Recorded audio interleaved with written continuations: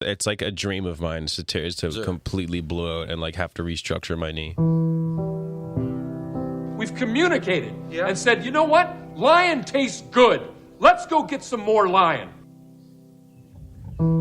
Cindy! The TV's leaking! McLovin? Yeah. Today is Thomas Cub's birthday, and this is Project X. Yo. Okay. A little bit all over the place to start this morning. That's why we're starting just about 3 minutes late. That's okay, though. I'm Sam Bird. You're listening to Birdcore. As usually, I'm joined by Jenny. But Jenny's running a little bit late today, but we're not going to hold it against her. We will a little bit. She said she was waiting for somebody to open the door for her. But we'll get into that. She'll be here any second. We have a guest today, like we always do. She is Miss Women's Sports. She's a part of Homestand Sports, where she hosts Court Time with Crina Mustafa, I just gave away her name, and makes regular appearances on the Homestand Show. She's also the lead writer at the program. That's PROGRAMME. That's a feminine noun. Everything you need to know about what, where, and when to watch women's sports. And she creates content for the Slice Tennis. She knows more about basketball and tennis than I do about my own family. And she's not going anywhere anytime soon, so if you like sports, get used to the name. Ladies and gentlemen, Crina Mustafa.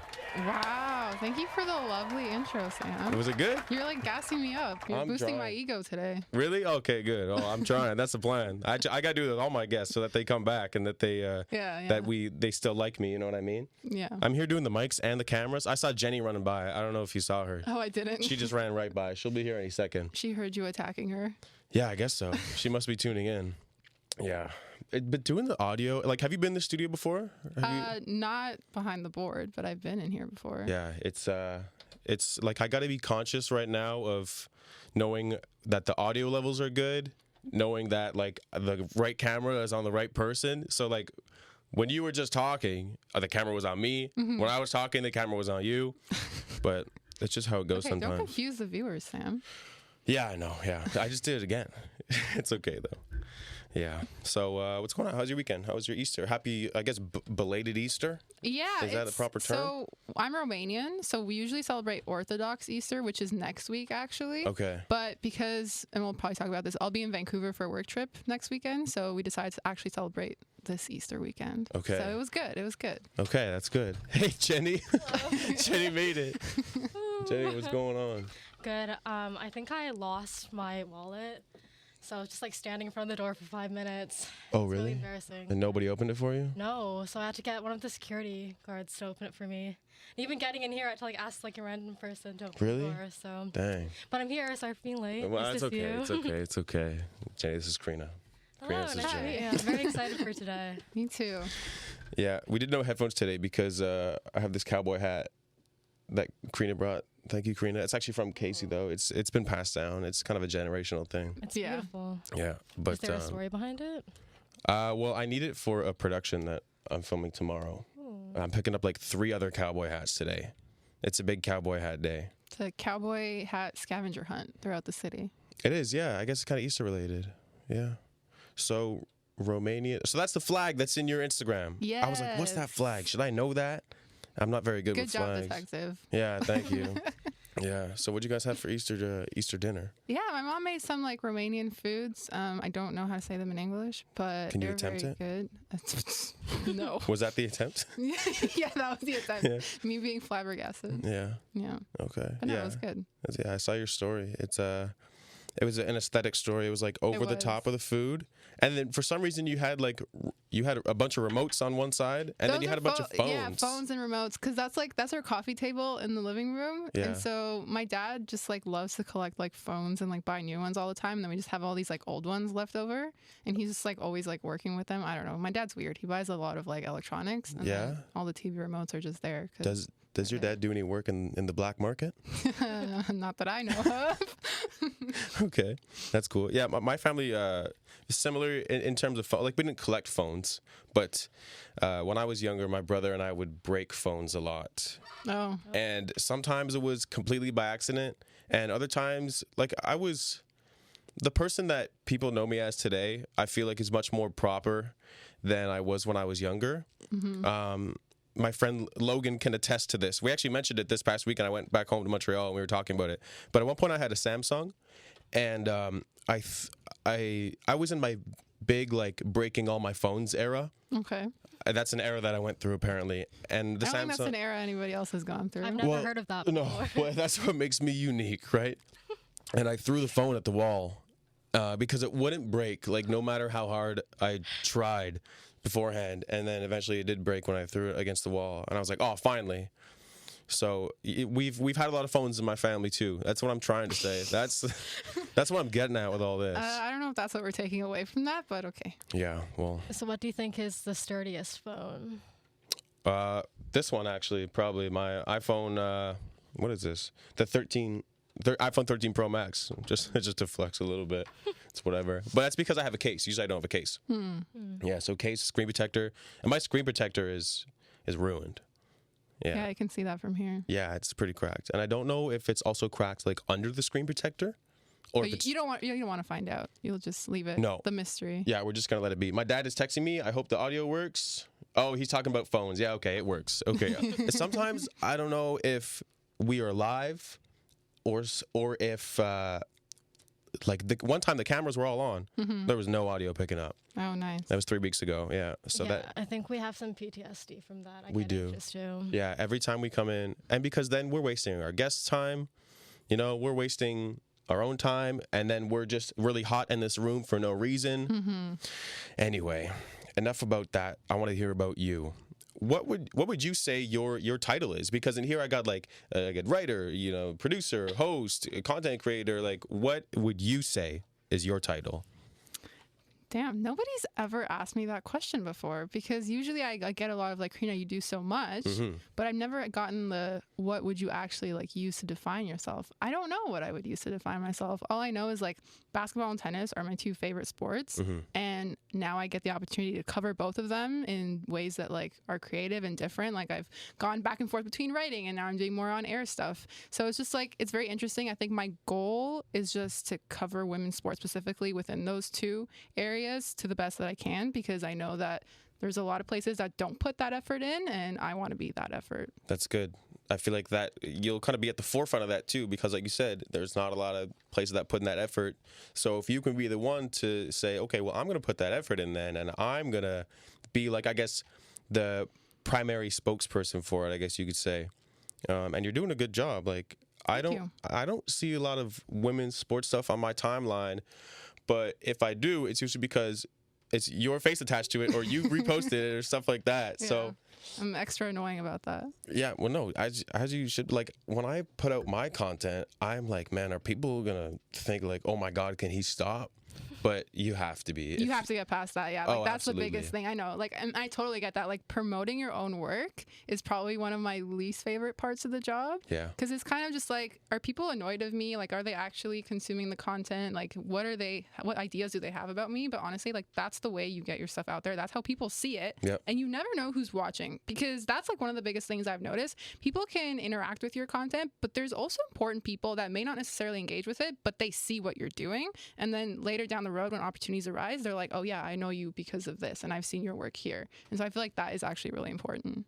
Have you had people reach out, like people like either for job opportunities or brands or anything? Yeah, like that? So like, as you know, like I've built like a following on Twitter. Yeah, yeah, close to 4,000. Yeah, and I tweet a lot about tennis. Yeah. And last year, a producer at Sportsnet DM'd me and was like, hey, like I see you tweet about tennis all the time. And it ended up becoming an opportunity for me to work at the National Bank Open this last summer with them, which I did. Yeah. And that came not because I didn't know anybody at Sportsnet, but because I was just tweeting about tennis all the time and like putting my stuff out there and just live tweeting matches. And then somebody important at Sportsnet saw it, and it led to an opportunity. That's the power of social media, I find. Mm-hmm. But do you ever find it difficult, like you said, tweeting about tennis all the time, do you find it difficult to be online so much? Oh, absolutely. Yeah. It is. I'm learning to find a balance between still being online, but also kind of separating that a little bit, because it can be a little bit draining, especially when people are expecting you to be online all the time, if that makes sense, because it is your job. And it's like, if they don't hear you talking about this, like they might not believe that you're watching a certain game or a match, or like you're not involved in these issues, but you still could be. But like sometimes, I don't know, social media, the discourse on it can be a little bit draining, especially when it revolves around women's sports too. I find a lot of the time where I become exhausted just reading some of the opinions that are out there. And that's when I take a little bit of a break. But at the same time, I still need to be there to continue to push my own agenda with women's sports. Yeah. And like you said, that could get draining. Like, I find sometimes if SportsCenter or ESPN or whatever account it might be post something about women's sports, a lot of the comments, like 90% of them are all negative. And like, I find it's just, I don't know why people can't accept, like, women's sports are growing, man. Like, the popularity is there. Why can't you see that these are also professional athletes this is their life too? Just as, an NBA player, like, their life is play basketball, do this, do that. The WNBA, those women have the same opportunity. They have the same, like, that's their motive. Like, why can't you see it's...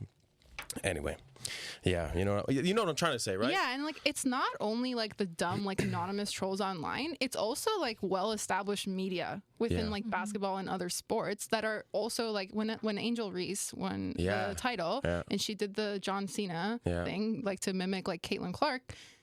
There were a lot of like big media guys, and they were predominantly like white guys who were coming after her. So like, it wasn't only these like trolls who hide behind like a player Abby on Twitter. Yeah. It was also like established people in media and like people who are respected who were also going after her. And I was like, wow, there's a lot of misogyny, a lot of racism rooted in a lot of the big media personalities that we know too, which is also another reason why women's sports coverage is not where it needs to be. Right.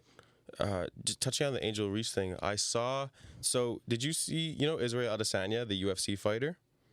So the clip was going around Twitter. So he recently won, it was on Saturday night, he beat, I don't know who it was. I know UFC a bit, but... Okay, yeah, I think I saw that. His celebration, so the guy that he beat, they fought before, and Israel Adesanya lost. Okay. And his opponent's son pointed at Israel Adesanya and then like fell to the ground like a sleeper pose kind of thing. Like, you got knocked out.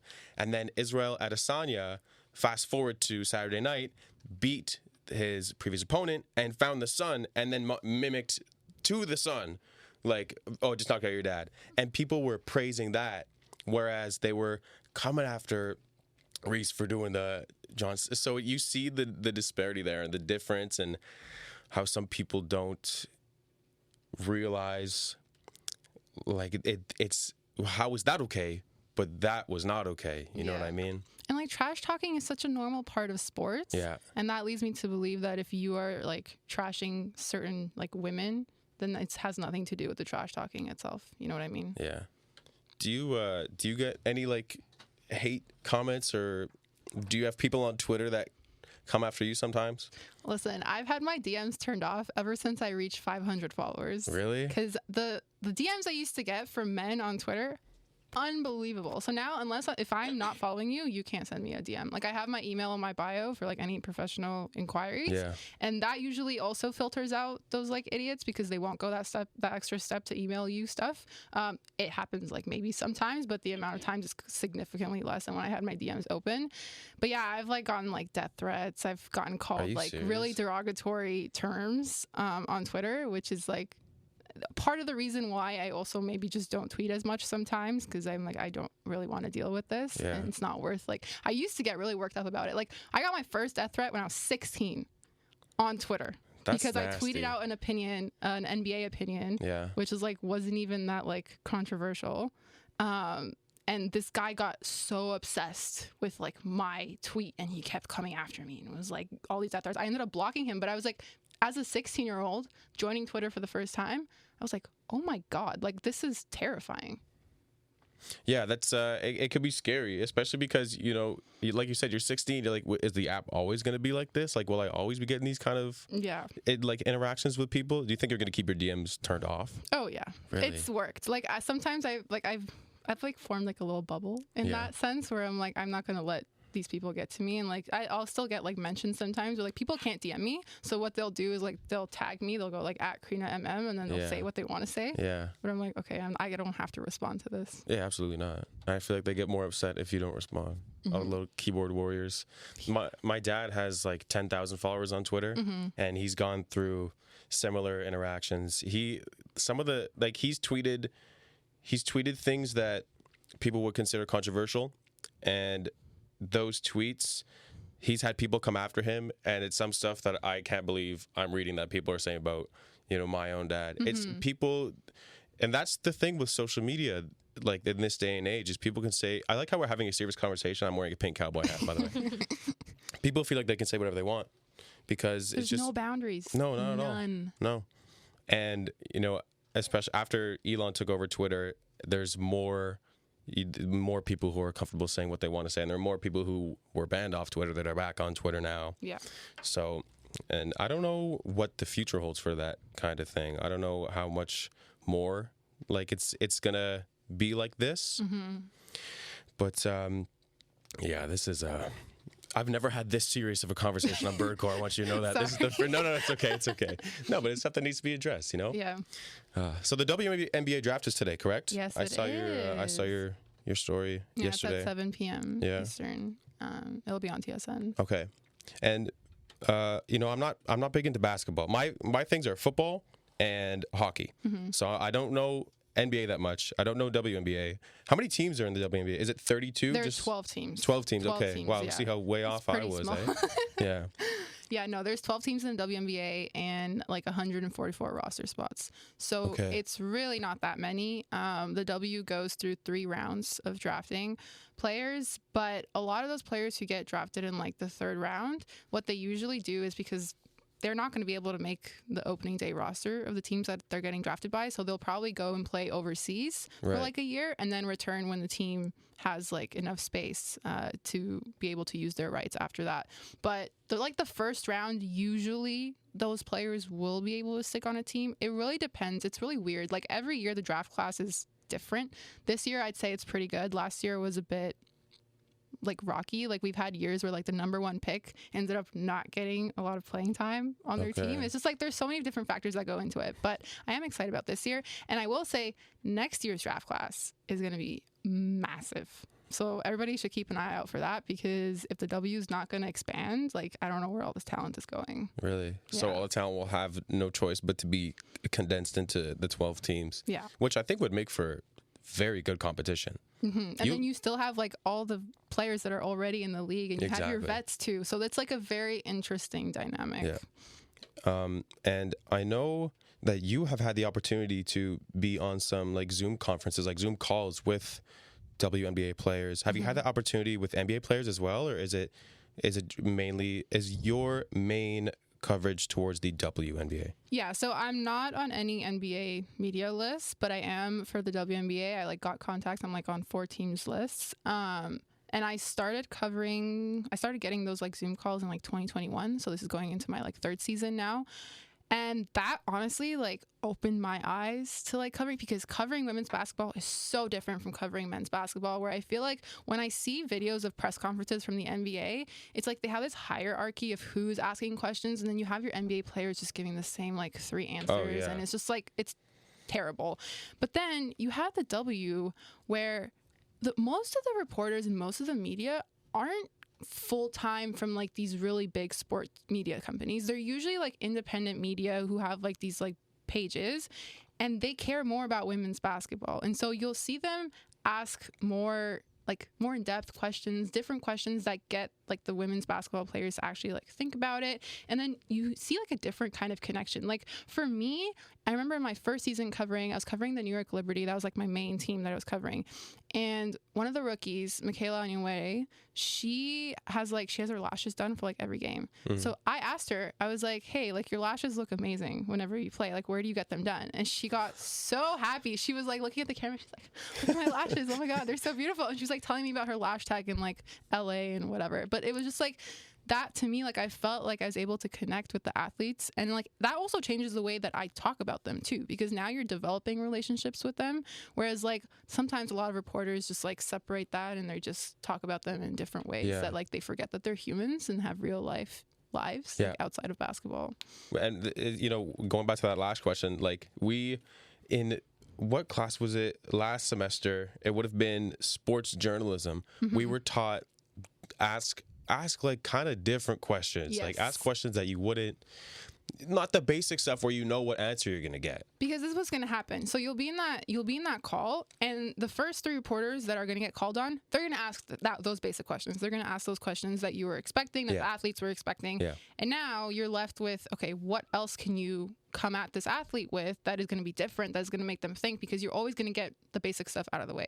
That was for me, like that's one of the biggest things that I did going into covering the WNBA, where I did a lot of these media calls, and it forced me to think about different ways to ask questions, because all the basketball questions are going to get asked as well, but there's so many different layers to covering the sport. And like even with like Becky Hammon, who's the head coach of the Aces, when she became the head coach last year, I had spoken to her a couple of times, but one of the first like calls we were doing during like training camp, I asked her, I was like, who's the most competitive? Because at that time, everybody's competing for a spot on the team.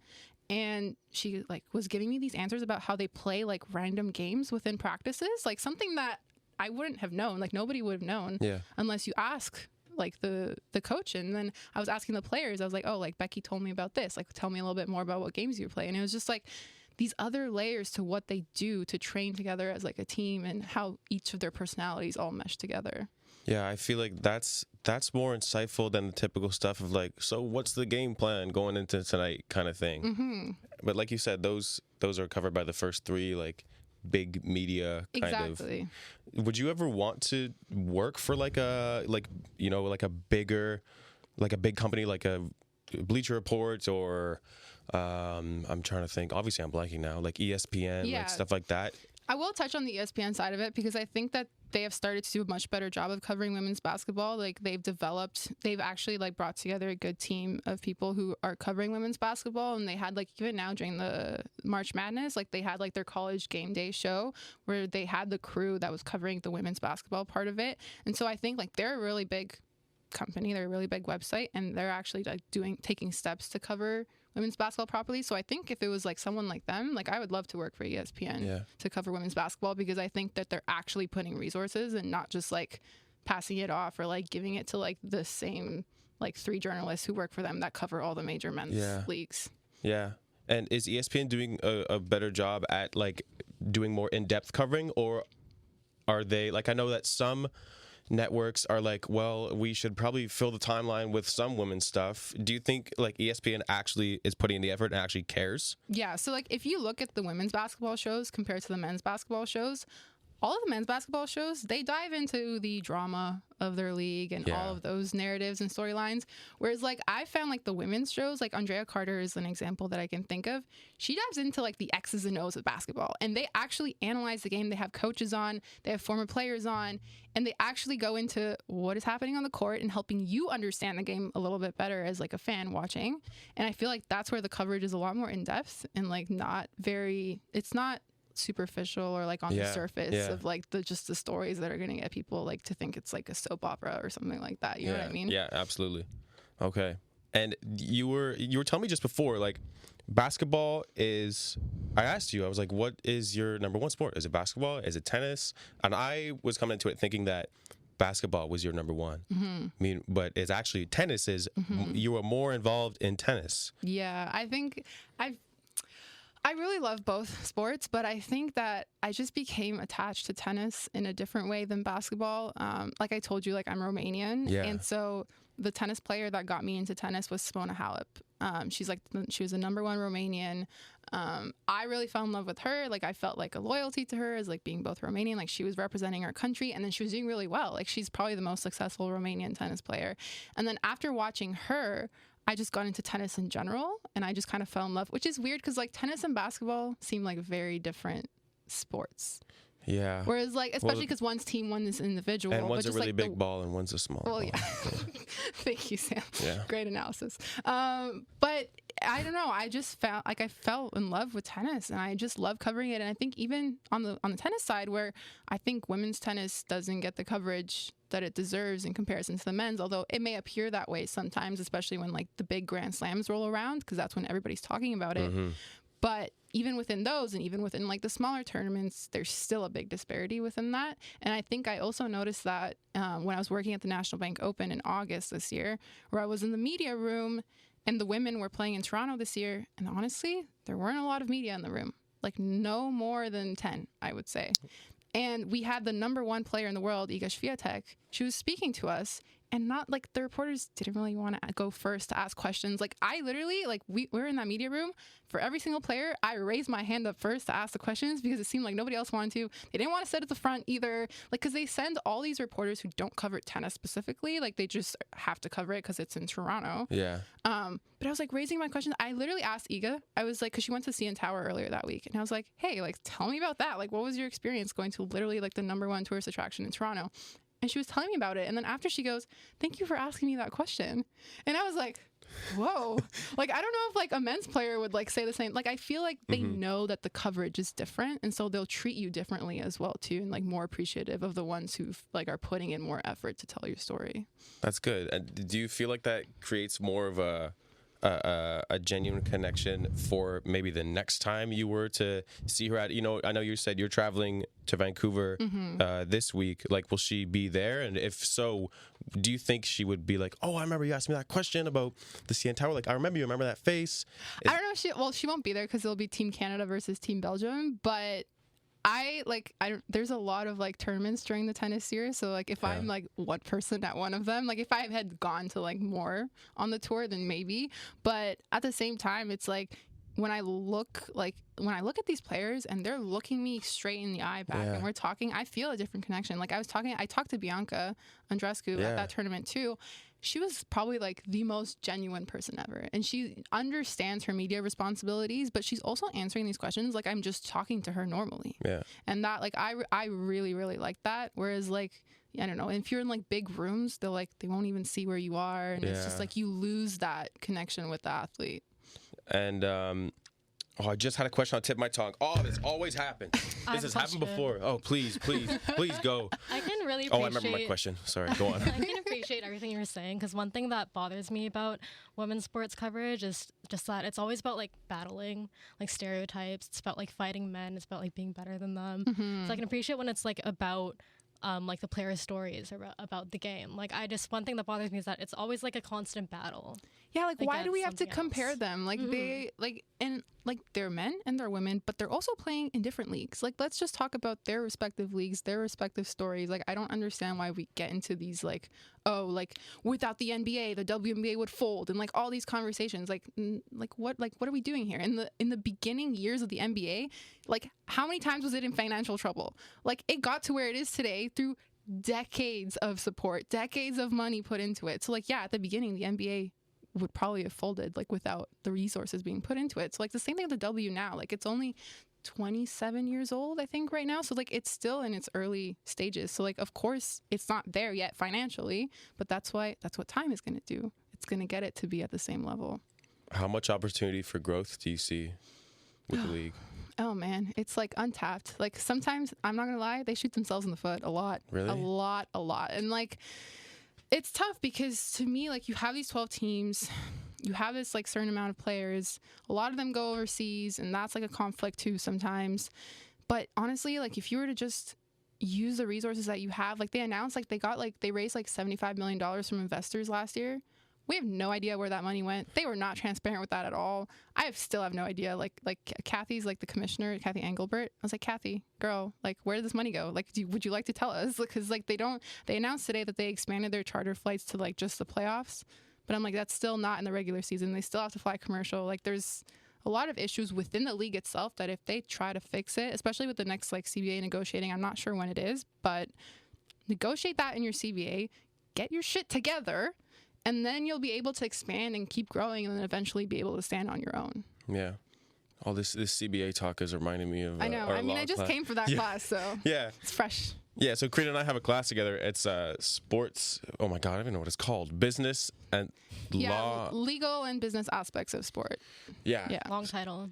It's basically sports law and sports business. Essentially, yeah. So our most recent assignment was this big debate on whatever topic it was, and it was all about CBAs. And then we had our exam. It would have been a few weeks ago. Still haven't gotten our marks back, by the way. He said today that the average was 70, but nobody failed. Oh, really? Yeah. Oh, okay. Shout out Thomas Marcus, because I know he was worried about that. But he said no. But he said he still has 5 more to mark though. But I don't know who. Oh no. Okay, Thomas, never mind, man. You might not be in the clear yet if you're listening. Yeah. Did you enjoy that class? Did you like that class? I did. I hated that it was at 8 a.m. Yeah, that was tough. But it was interesting. Yeah. Honestly, like today, because we started at 9 today, because we like begged him. And I just felt like extra happiness, like an hour extra of sleep. Because like I live far away from school, so I had to get up at like 5:50 a.m. every Whoa. Monday to How come far do you down live? here. It's like 45 minutes to an hour away. Dang. Yeah. So the 8 a.m. start was not for me. Yeah. But yeah.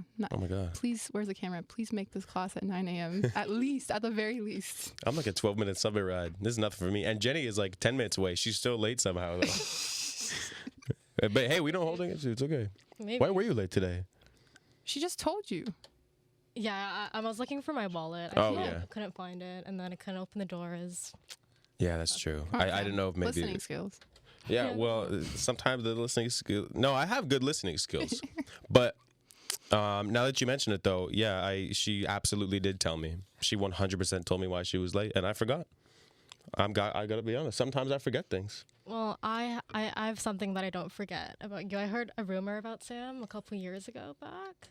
Oh yeah. I heard that Sam brought COVID to the entire program. Oh. Were you affected by this? I don't know how I avoided that. Maybe because I had like COVID like 5 months before that. And maybe I was like some sort of like immune, but I remember because we were all taking an exam in the same room, all bunched close together. And the next day we're like, oh my God, like 8 people have COVID. Yeah. Like that was wild. Yeah. And I missed the Raptors game. I was supposed to go to a Raptors game, but I stayed home and quarantined instead. I gave my ticket away. My bad. My fault. It's all your fault, Sam. It was my fault. But yes, I went home for St. Patrick's Day, would have been, and I met up with all my friends, and we went out to do you know Concordia University in Montreal? We went to like the Concordia bar, and it was packed. And it was a week before Ontario got rid of the mask mandates. Okay. So people there were like, oh, Ontario's getting rid of masks, like, oh, we don't really need to wear a mask tonight, kind of thing, blah blah. And so nobody was wearing a mask. Like we did not wear a mask. And I got back to Toronto. It would have been on Monday morning. We had our test in person, and I got back Sunday night. So we had our in-person test, which our teacher insisted was in person. Everybody shows up. And I shared a granola bar with Ewan, and that's how he got it, he claims. But we were hanging out later that day, and we went to Julia's place, and I was like, ooh, I do not feel too good. I took a little nap, and then I was telling Luke, and now fast forward, this is the first day that Ontario is no more masks. So we went to the Eaton Center, we went to Starbucks, we're like, oh, so good, so freeing. Meanwhile, I had COVID, and I was giving it to everybody. Oh my God. Yeah, and then the whole program got affected, and Yeah. Because we ended up telling like our other professor that we couldn't go to class for the presentations. Yeah. Well, I'm better now, and everybody's better now, and I'm glad I didn't get it. What's that? You caused the 5th wave. I did, yeah. Oh well, what do you want to do? I mean, I'm only human, so. Just admitted that on camera. Love it. Yeah. Love it. Yeah. Did sticking in the school? Did sport media do you feel like that gave you more opportunity to do what you're doing now, or were you always like, yeah, sport media great, but I know that I'm gonna be going and doing this? This is where I give my shout out to Casey Dobson and Unbenched, because that's really where everything started, because we started that the summer before like school started. Yeah, so like I remember we had already been accepted in the program, whatever, which with the program itself, I didn't even know it existed until like 2 weeks before I applied, because I originally actually was going to go into film. Oh, really? Yes. Like here? that's not here, but like just like in general, like I wanted to go into film, and I didn't know that like the sport media program existed. I never like heard about it before. And so I had all these like applications sent in for like other schools that I like got into, but then I came across the sport media program somehow on like the school's website, and I was reading it and I was like, oh my God, never mind. Like, this sounds like what I want to do, because I've always loved sports growing up. Like, I would look at like Kate Burness on like my TV and be like, I want to be Kate Burness. Like, I want to be like her, but I never knew how to. And so then that was like the first program that I got accepted into, like literally like a week after I applied, which is like kind of nuts. That is nuts. Like 1 week. Yeah. God. Like, it was really quick. It was really quick. I was here waiting for months. I was like, oh, am I going to get in? Am I not going to get in? Oh my God. I could not have done that. But I was so happy I got in. But then, so Casey started Unbenched with us, which was like basically like the platform where the women in the program could write and talk about the sports that they loved. And so that's where I started. And then that kind of led from one thing to another. And I started to just kind of gain more experience. And then I was working at CBC Sports for like a year as like a runner, a year and a half. And then, it's like my Twitter page got bigger, and that's how I kind of like went through life. But like, because school was online for the first 2 years, I feel like we missed out on a lot of like support or like just experiences and perspectives that we probably would have gotten within those first 2 years, like just being in a studio more often than we were. Yeah. And so I think that's why I relied more of like out of school stuff to get that experience. Like, obviously, like the academic parts like helps a lot with, just like discipline, learning like different things and time management and all that. But honestly, like I could say like I learned more and like fell more in love with like the sport media industry by like actually being in it. Right, well, it definitely helps. Yeah. Yeah. Do you think that's where you kind of found your strengths? Yeah, for sure. Like, and definitely like just like figuring things out on my own, I think, because I'm very much like that. Like, I've kind of been like that my whole life, where I was that kid where like my mom would give me, like during school, she'd give me over the summer the curriculum for the next grade. So I'd always already be ahead of the curve like my entire life. That's just how she was, like the Romanian mom, like very strict, like immigrant parents, really? Kind of vibe. And so it wasn't until high school where like I actually did like a STEM type program in high school, because I didn't know at the time what I wanted to do. So you're smart. I hated it though. Okay. I was like, and that was like, high school was kind of like eye opening in that sense. And then I took a couple of like communications and tech classes in high school, and I was like, I really like this. Yeah. And like also like major props to like my grade 11 English teacher. He's like changed my world of like how I see writing and like sports and all that. So yeah, it took a long time to get here. Like, it wasn't something that I like knew from the beginning that I wanted to do, but now that I'm here, I can't really imagine myself doing anything else. Could you still imagine yourself maybe in film? Like, do you still have that? Is that little interest still there at any like? I used to like literally like search up like movie scripts and like analyze them. Like, I would like read them. Like, I love them. Like a lot of like Tom Cruise movies, I would like always like read the scripts of them. Like, I really love that stuff. So like I guess that love is still there. But yeah, I don't know, maybe. And I know for myself, my dad has a background in radio, my dad has a background in writing, and that's how I kind of fell in love with it and realized, I was like, oh, like, that's cool, my dad does this, and then I could do this, and I feel comfortable doing it. Do your parents have a background in like with like writing, with anything like that, anything that you are involved in? Not really. Like, my dad works in coding. He is the smartest person I know. Okay. So whatever smart genes I inherited definitely came from him. And my mom too, like my parents, like, so they grew up in Romania, obviously, and they all went to school for like engineering. And then they came over here. My dad stayed in like coding and stuff and computer science. But my mom completely changed careers, and she went back to school, and she's now an early childhood educator. So she works with like young kids, and now she's working with kindergarten kids. And so I never like took anything from them. Like, that never influenced my sport media. Like, the only thing was like I would watch sports with my dad growing up. That was kind of the only sports connection that I had in that sense with them. Did you play any sports?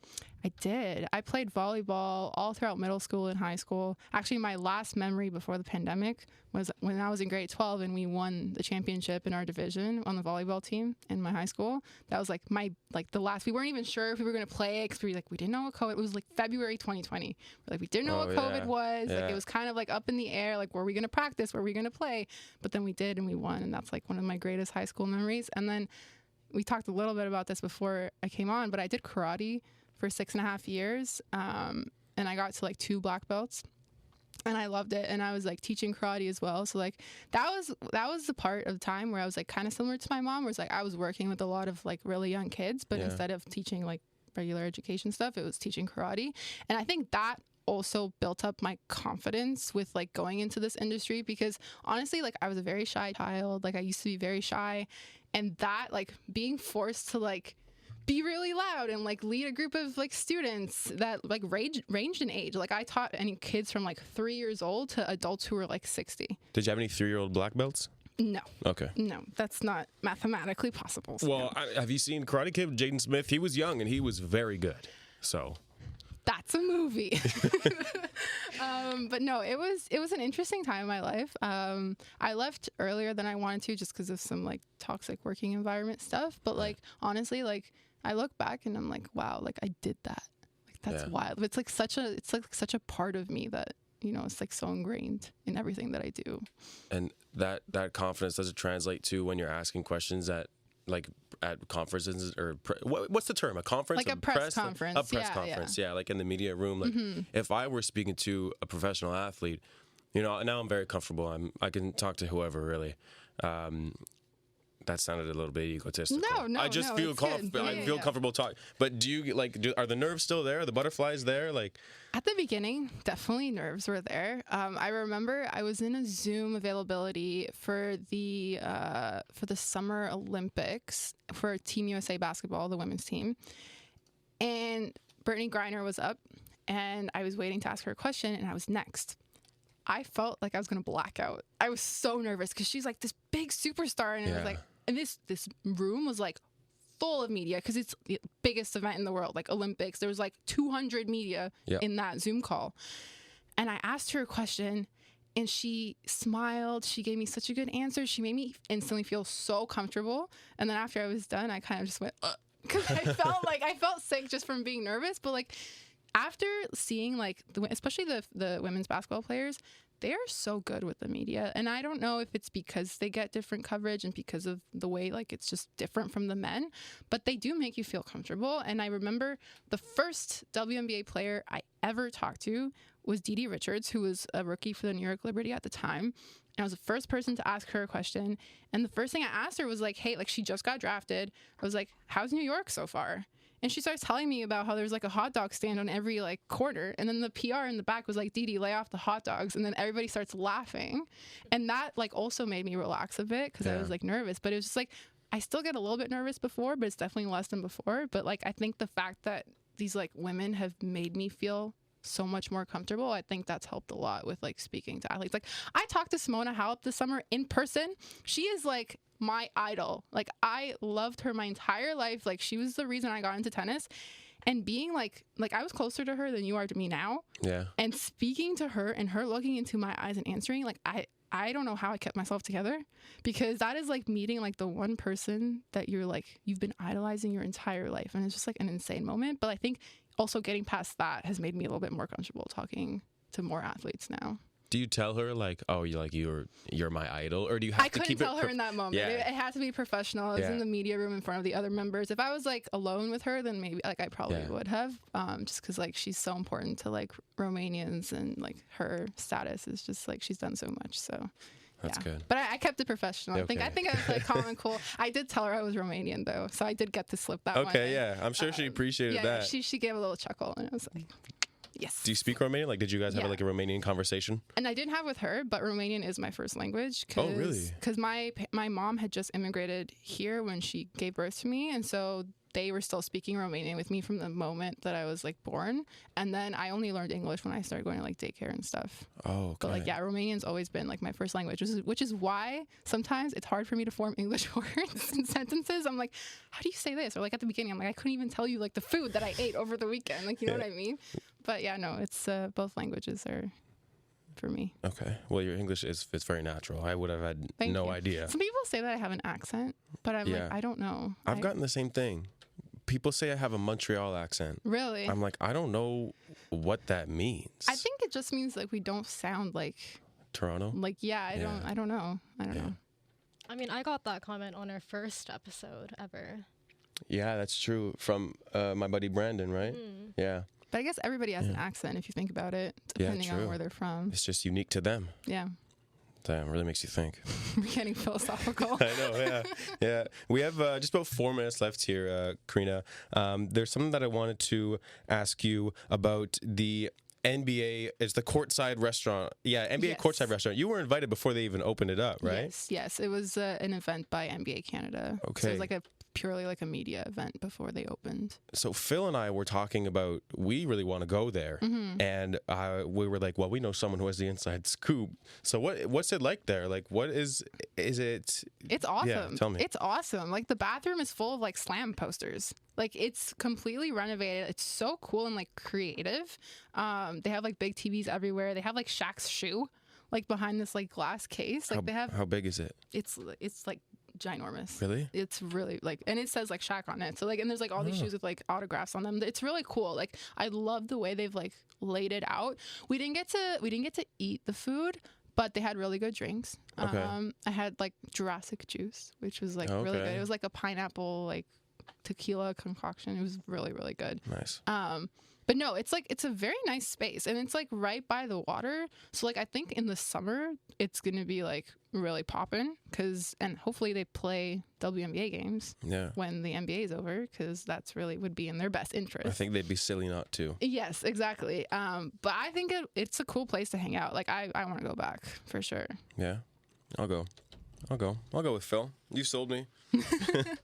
Okay, sticking on basketball, sticking on NBA specifically, why did the Mavs sit everybody? I think it was because there was some rule, like their draft pick is like lottery protected or something like that, and so they had to like miss the playoffs or else they would have lost like their pick or something. It was something like some rule like that. They're not technically supposed to do it. Yeah, like they tank. That's tanking, isn't it? Yeah, so like they're investigating it, but at the same time, it's like I don't know, with this Mavs team, like I don't really know where they're going. Like they need to do something now, or else Luka, I think, is gonna walk no matter how much he says he loves it there. I want Luka to win an NBA championship because he's a special talent and he deserves to have a good team around him. Who are some notable players who were special talents that never won? Oh, I mean, I'm thinking about Charles Barkley, but I don't know how much of a special talent he was. But I mean, he was. I'm just kidding. That's just Chuck. Charles Fender. Barkley, if you're listening, we do appreciate. We think you're good. You had a good career. Yeah, no, he's the first player that comes to mind. Okay. Yeah. See, you see how much I don't know about basketball. I'm trying so hard right now. I'm trying my best. I hope you know. I mean, just turn my Twitter notifications on. Yeah, true. You want to plug your Twitter real quick? What's the @ Yeah, Crina MM.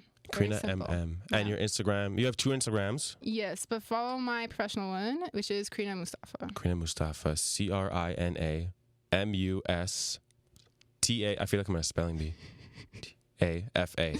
Yay! Crina Mustafa. Good Can you use it in a job. sentence, please? Fun fact, I actually was like in a spelling bee when I was little, and we went to like another school, and I got like 3rd place. Really? Yeah. Oh, good for you.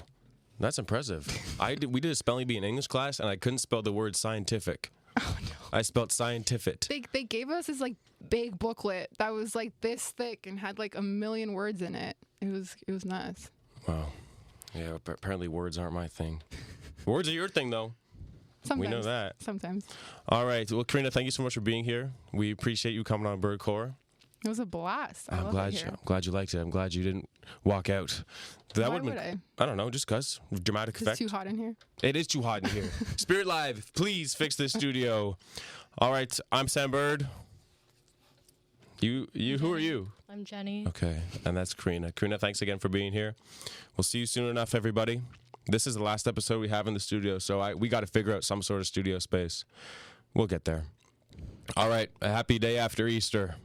God bless. Bye. It's like a dream of mine to completely blow out and like have to restructure my knee. We've communicated and said, you know what? Lion tastes good. Let's go get some more lion. Cindy! The TV's leaking! McLovin? Yeah. Today is Thomas Cub's birthday, and this is Project X. Yo.